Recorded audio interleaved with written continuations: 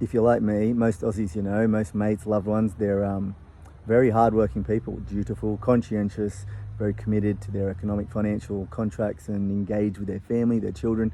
They don't pay too much attention to news and scrolling and Instagram and all those things.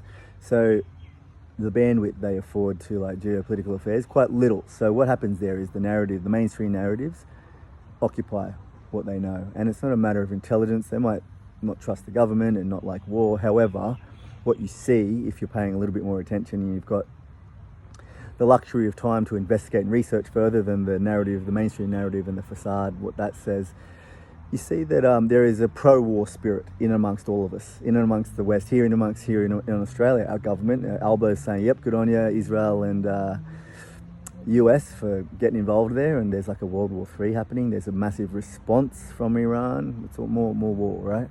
And you see a pro-war spirit, and it's really sad because by and large it's indirect. It's like the narrative is like, look, this is not your war, don't worry about it, worry about Australia, don't worry, as if we're not connected geopolitically, and you can't tell that by now.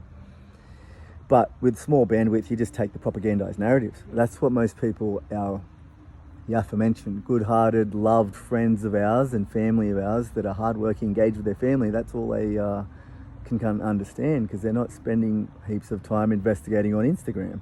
You've got kids, you've got family, you've got relationships and work to look after.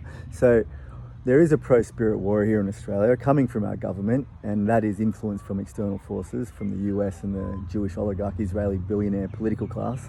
And so there's this pro-war sentiment. And if you've been paying attention deeper, like if you've got the luxury to think and research, you're not into war, and you don't want any more wars, and you can see what's happening in Gaza, and it's not good.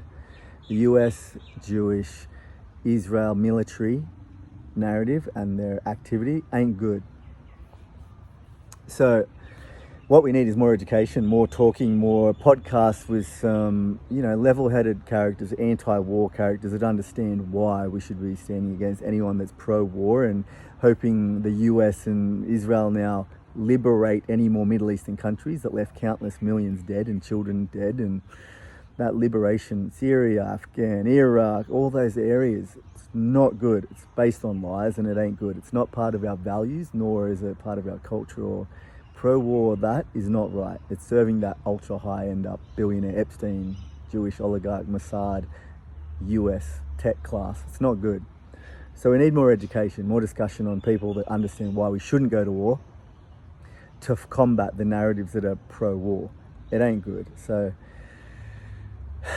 what do we do?